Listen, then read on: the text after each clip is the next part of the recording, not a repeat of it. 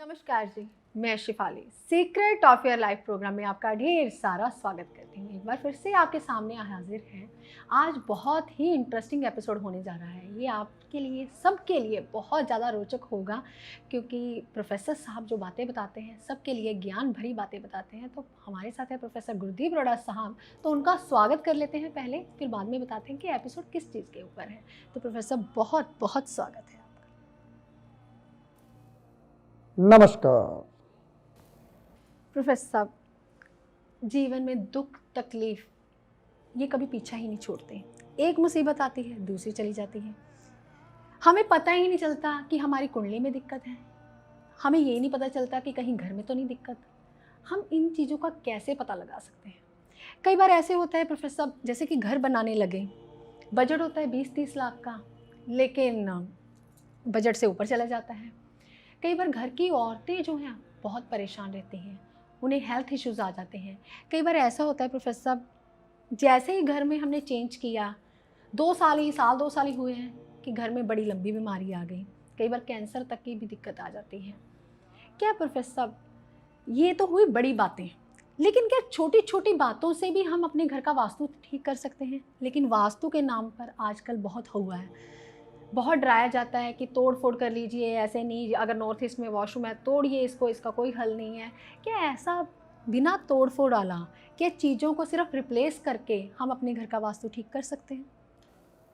बहुत अच्छा शिफाली जी, आपने बात की। घर में जो समस्या आती है, समस्या कई प्रकार की होती है। जैसे शिफाली जी ने बताया, कैंसर तक की प्रॉब्लम आ जाती है, माइग्रेन की प्रॉब्लम आ जाती है, और डिप्रेशन नहीं जाता, काम काज में प्रॉब्लम रहती है, और भी बहुत सारी बातें हैं। जैसे जैसे शिफाली जी पूछते जाएंगे, वैसे वैसे मैं उनका जवाब देता जाऊंगा। और एक सबसे बड़ा मुद्दा ये भी शिफाली जी ने बताया, क्या तोड़ फोड़ के बिना वास्तु नहीं हो सकता? क्या तोड़ फोड़ करनी ही पड़ेगी? ये बहुत बड़ी बात करते हैं भाई। वास्तु जो होता है, पहले वास्तु को समझिए। साइंटिफिक रीजन से समझाऊंगा। जब तक साइंटिफिक रीजन से नहीं आपको समझा पाऊंगा, तब तक आपको पता नहीं चलेगा कि ये बात वाकई में सही थी या गलत। कोई भी बात होती है, अगर पहली बात तो आपको वास्तु में 2 जोन का खास ध्यान रखना है शिफाली जी। 2 जोन, 2 जोन का, cool zone, hot zone. Hot zone. Hot zone जो होता है साउथ और वेस्ट होता है, ये भारी जोन रखना है आपने। कूल जोन का मतलब होता है नॉर्थ और ईस्ट, ये कूल जोन होता है जी। जब तक, ये सिर्फ और सिर्फ मैंने आपको मोटा मोटा समझा दिया।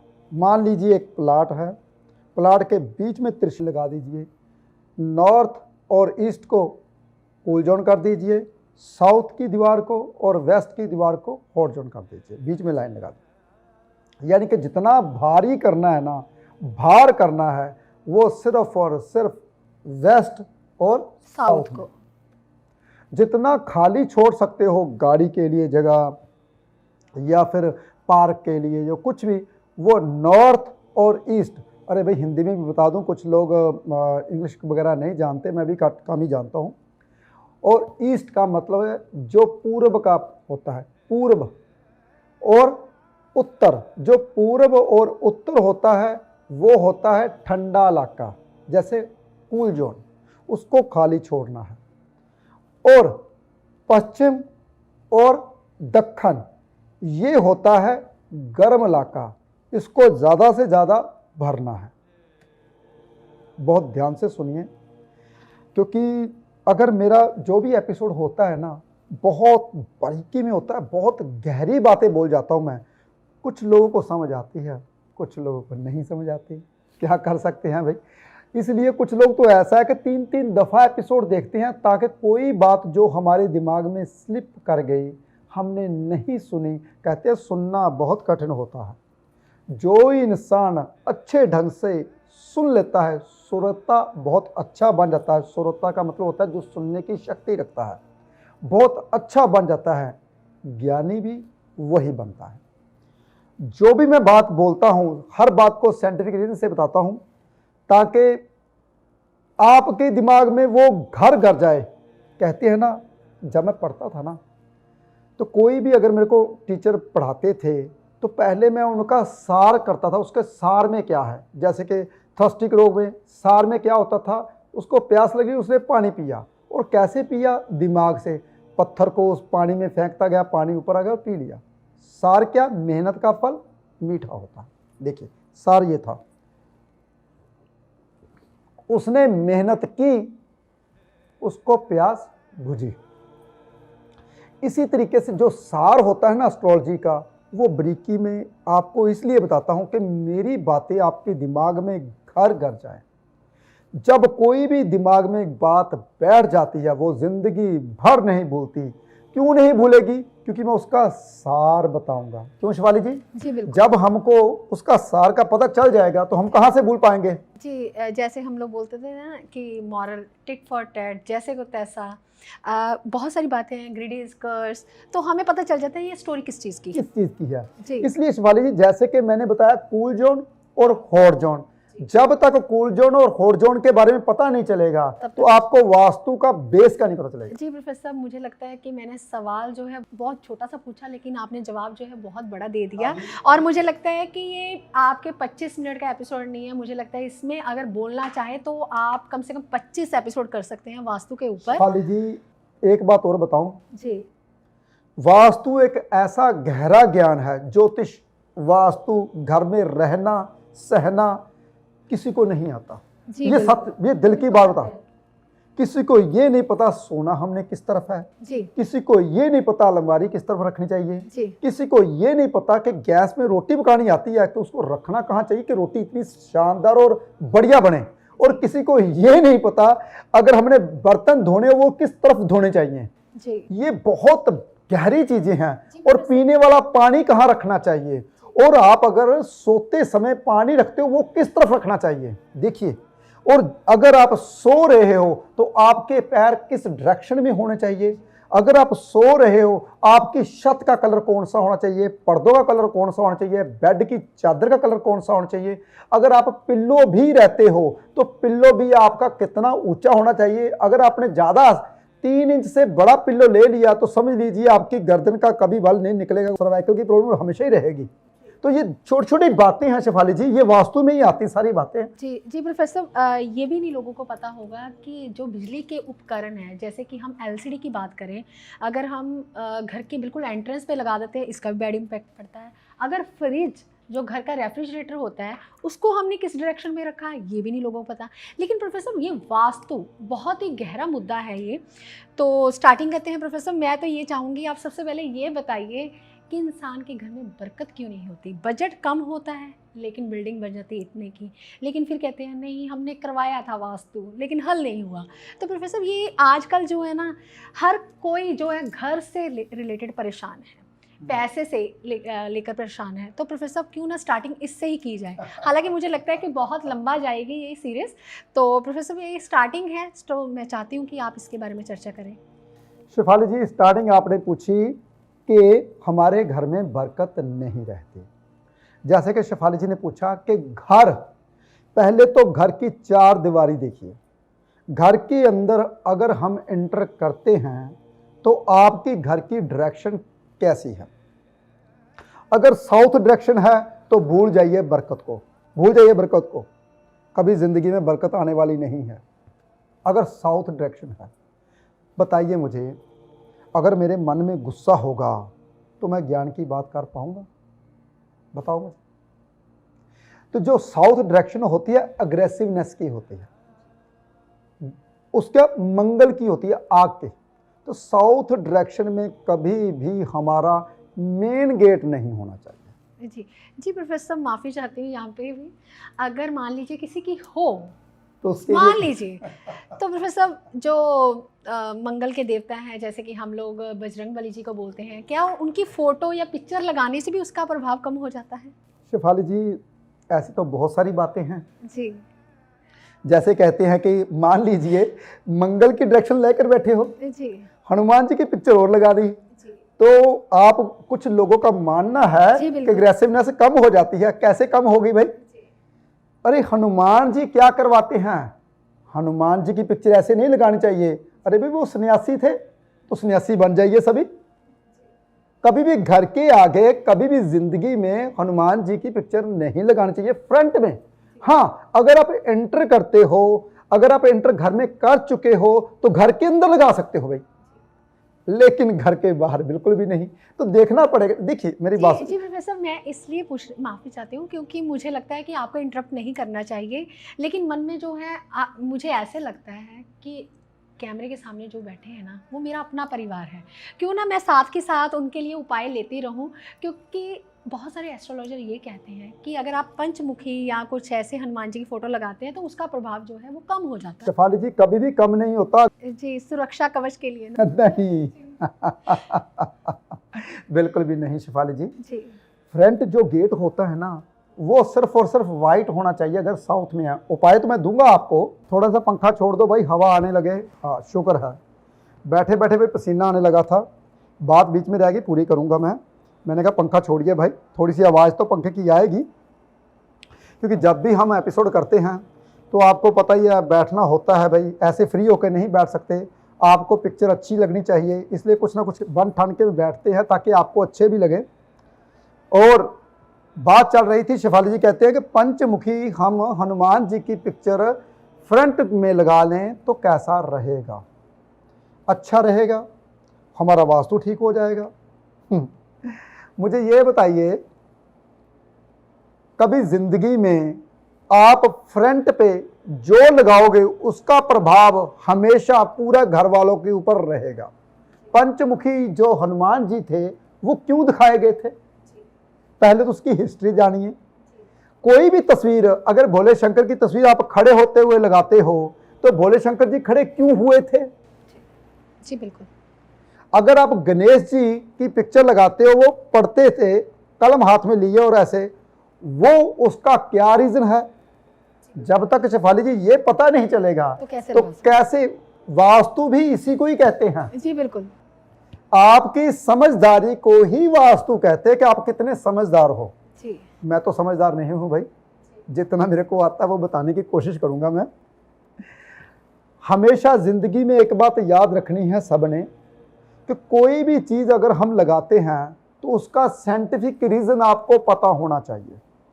जैसे कि मान लीजिए घर के आगे मैंने रेड रंग का पेड़ लगा दिया, जैसे कि मेरे फ्लावर लगे हुए हैं साइड में रेड रंग के, रेड रंग का मैपल पेड़ देखा था हमने, मैपल ट्री कनाडा देखा था हमने, वह कितना रेड रेड था, तो कितना मजा आया था उस वक्त ऐसे लगता था इसके नीचे खड़े रहे। वो क्यों? क्योंकि वो प्यार का प्रतीक है भाई। अगर फ्लावर रेड रंग का हो, अगर आपने पेड़ लगा दिया किसी भी पेड़ ग्रीन कलर का, तो वो दिमाग का प्रतीक है, बुध ग्रह है भाई। आपने पेड़ लगाया, आपका दिमाग चलने लगेगा भाई। जो आपके बाल झड़ते हैं ना, वो झड़ने बंद हो जाएंगे अगर आपके घर के आगे पेड़ लगा। देखिए एक छोटी सी चीज बताई, कुछ इंसान कहते हैं जी हमारे बाल जन्म से चढ़ते हैं। अरे भाई अगर लाइटों के बीच में उठोगे नहीं तो बाल तो झड़ेंगे, आंखें कमजोर तो होंगी ही होंगी। देखिए आपने मेरे पहले एपिसोड देखे होंगे, पहले आज से 7-8 साल 10 साल पहले एपिसोड मेरे डाले हुए हैं यूट्यूब के ऊपर। वहाँ मेरे ऐनक लगी हुई है, 1 नंबर की ऐनक लगी हुई थी। फिर उसके बाद धीरे धीरे नंबर कम होता गया, क्योंकि जैसे जैसे ज्ञान आता जाता है इंसान को तो नंबर कम होता गया, उम्र बढ़ती गई। जैसे मेरी उम्र है, मेरी उम्र में हर इंसान की जो आई साइड होती है वीक होती है, सवाए हिमाचल के लोगों को छोड़कर। क्योंकि हिमाचल के लोगों को क्यों नहीं होती? क्योंकि वो ज़्यादा चलते हैं और हरियाली में रहते हैं। जो पहाड़ी एरिया में रहते हैं उनकी आई साइड वीक नहीं होती। जो पढ़ते हैं, किताबें पढ़ते हैं, लाइटों में बैठते हैं, उनकी आई साइड वीक होगी। देखिए मेरी बातें कहाँ वास्तु का एपिसोड था, बातें कहाँ चली गई, पीछे आता हूँ। फ्रंट गेट हमेशा कैसा होना चाहिए? फ्रंट गेट में हमेशा आपने कूल, ठंडा रखना है, क्योंकि जो घर वाले इंटर करें, जो बाहर जाएं, हंसते हुए जाएं और ठंडे दिमाग से अंदर आएं। ये नहीं कि बाहर लड़ाई हुई है तो घर में आते ही झगड़ा करना शुरू कर देते हैं कुछ लोग। वो उसका कारण क्या है भाई? उसका जो फ्रंट गेट होता है ब्लैक होता है। देखिए, तो कभी भी किसी भी धार्मिक कोई भी तस्वीर फ्रंट गेट के आगे नहीं लगानी चाहिए। वो सबसे ज़्यादा इंसान दुखी होते हैं जो धार्मिक फोटो सबसे आगे लगाते हैं। उसकी किसी भी महात्मा की, संत की पिक्चर जो आप लगा लेते हो फ्रंट में, उसको तो आपने चौंक की तरह बैठा दिया।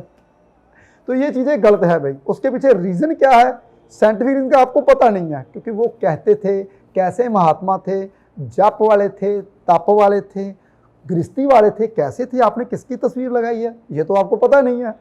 तो शेफाली जी बहुत सारी बातें हैं जिसके बारे में बताना है। आपने बताया, साथ के साथ उपाय भी बताइए। जी बिल्कुल। अगर आपका साउथ फेसिंग है तो थोड़ा सा कम हो सकता है 25%। अगर उसका फ्रंट गेट जो है, लोहे का गेट आपने वाइट किया हुआ है, क्रीम किया हुआ है। हाँ, अगर जो दीवार है उसमें आपने कच्चे पीले कलर की कर रखी है, क्रीम कलर की कर रखी है, तो मल्टी वाइट होता है जो, उसकी कलर कर रखी है, तो दोष थोड़ा सा कम हो जाता है।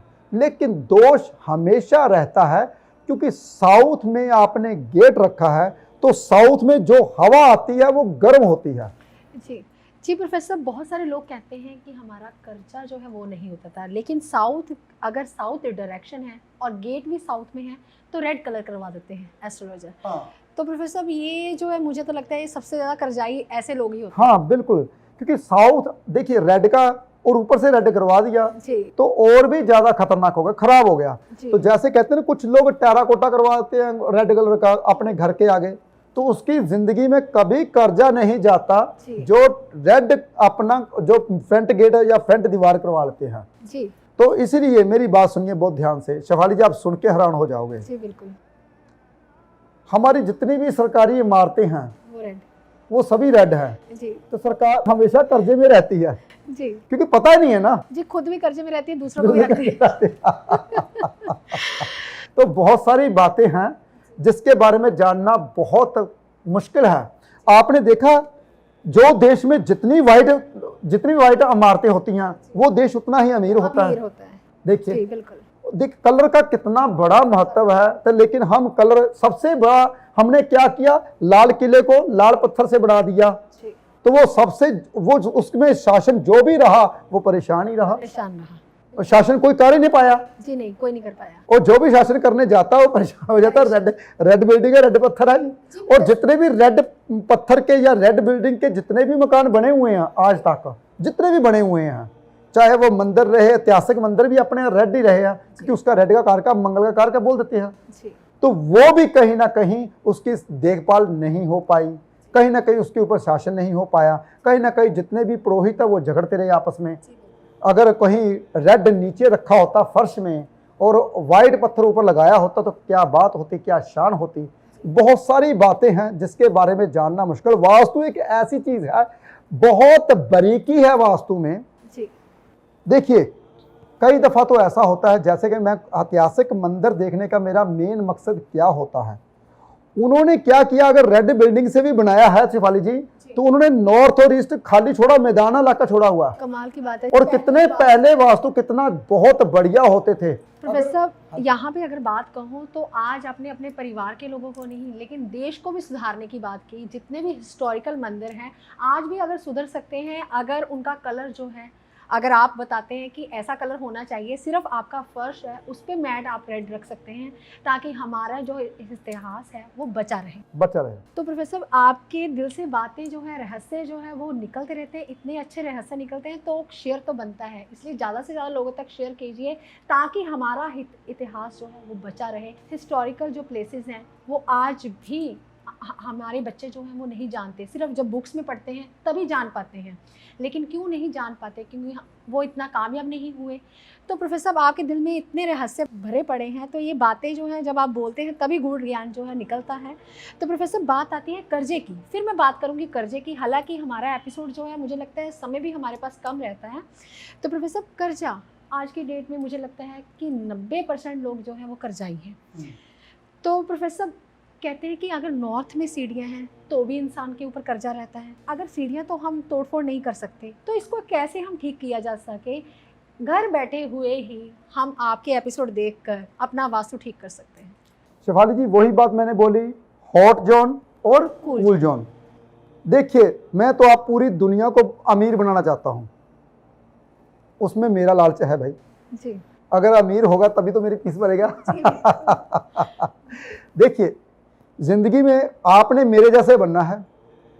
हम पता क्या कहते हैं, वो इंसान अमीर बने पर मेरे से ज़्यादा ना बने, वो इंसान खुश रहे पर मेरे से ज़्यादा ना रहे, उस इंसान के पास गाड़ी हो लेकिन मेरे से छोटी हो। सब इंसान की सोच, ज़्यादातर 99% लोगों की सोच यही है। लेकिन मेरी शुरू से सोच ये रही है कि मेरे दोस्त इतने अमीर हों, मेरा परिवार इतना अमीर हो, मेरा खानदान, जो मेरा खानदान परिवार पता कौन है, जो आप हो, मेरे पास आते हो सभी, वही हो, वो इतने अमीर हों कि किसी के पास जाने की, मांगने की जरूरत ना हो। देखिए, मान लीजिए, साइंटिफिक से समझाता हूं मैं, क्योंकि हर बात को साइंटिफिक समझाने की मेरी आदत है। मान लीजिए मेरे 10 दोस्त हैं, 10 के 10 करोड़पति हैं, क्या वो मुझसे पैसे मांगने आएंगे? बिल्कुल नहीं। शिफाली जी, बिल्कुल नहीं। तो फिर बस यही आप चाहते हो कि मेरे दोस्त गरीब रहे, फिर बेचारे आपसे मांगेंगे और किससे मांगेंगे? भाई आप तगड़े हो, आप अमीर हो तो जी, फिर देने में दुख होता है। देखने में दुख होता है, भी वो गरीब है, देगा कहां से? अगर अमीर होगा तो आपको दे के ही जाएगा। इसलिए मैं पूरी दुनिया को अमीर बनाना चाहता हूं, खासकर अपने देश को। किसी को मांगने की जरूरत ना पड़े, अमेरिका से हमारी जो कहते हैं ना हम लेते हैं, वो लेने की जरूरत ना पड़े राशि। तो ये बहुत सारी बातें हैं, अगर हम ध्यान रखा जाए। मंदिर में हमेशा रेड टाइल होनी चाहिए, घर में रेड टाइल नहीं होनी चाहिए। देखिए शिवाली जी, रेड कलर से जो हमारी पावर होती है वो नीचे नहीं जाती, वो पावर हमेशा ऊपर रहती है। अगर हम व्हाइट टाइल रखते हैं मंदिर में, किसी धार्मिक स्थान पे, तो सुकून तो जरूर मिलता है, जितना हम पावर ज्ञान लेते हैं वो नीचे धरती में समा जाता है। इसलिए हम रेड आसन बिछाते थे, पता होगा आपको, जो पुराने पंडित बुजुर्ग हैं वो समझ रहे हैं मेरी बातें सारी। तो अगर घर में, जैसे शेफाली जी ने बोला कि घर में अगर बरकत चाहते हैं तो उसके लिए क्या करना चाहिए? हमेशा नॉर्थ और ईस्ट खाली। अगर नॉर्थ और ईस्ट खाली नहीं रख सकते पूरे घर का, हर कमरे का नॉर्थ ईस्ट खाली रखिए, हर कमरे का, खासकर शेफाली जी किचन का। जी बिल्कुल। अगर आप किचन का नॉर्थ ईस्ट खाली रखते हो तो आपके घर में हमेशा बरकत बनी रहेगी। शेफाली जी, बहुत सारी बातें हैं, जैसे कि आप सोने वाले कमरे का नॉर्थ ईस्ट खाली रखते हो तब भी आपके कमरे में पैसे बनते रहेंगे।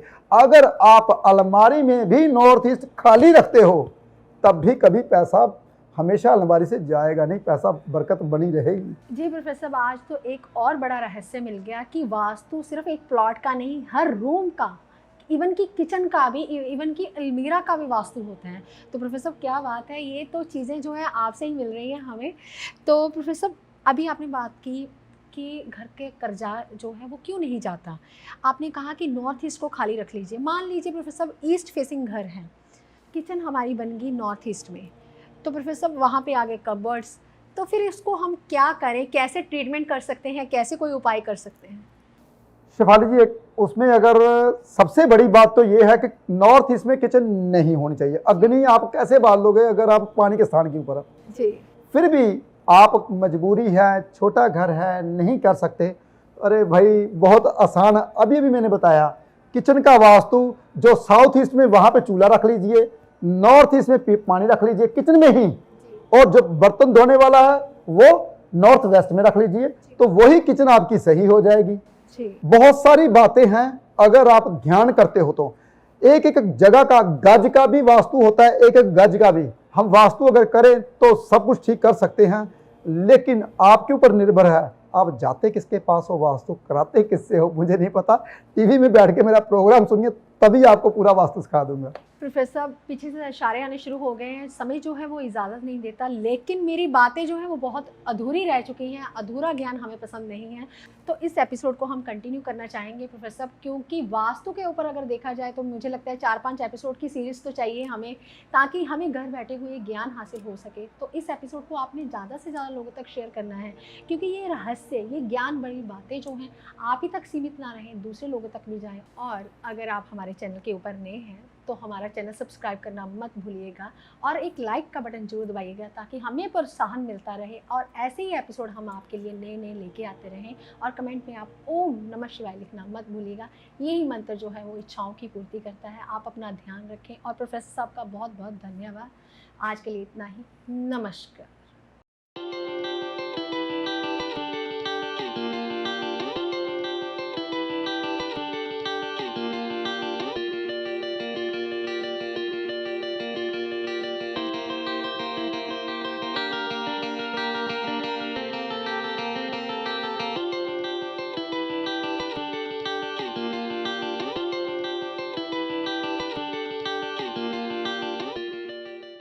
सूर्य मणि यंत्र के रूप में आपके सन्मुख लेकर आए हैं प्रोफेसर गुरदीप अरोड़ा जी। पूजा विधि से अभिमंत्रित कर प्रोफेसर गुरदीप अरोड़ा जी ने सूर्य मणि यंत्र को तैयार किया है। जो इंसान फोबिया यानी डर की बीमारी से पीड़ित है, उन्हें निडर बनाता है। जो रोज सूर्य मणि यंत्र के दर्शन करता है, यह सूर्य मणि यंत्र आपको कामयाबी की बुलंदियों तक पहुंचाता है। और अपने अपनों का जीवन बदलने के लिए अपने घर ले आए अभिमंत्रित सूर्य मणि यंत्र।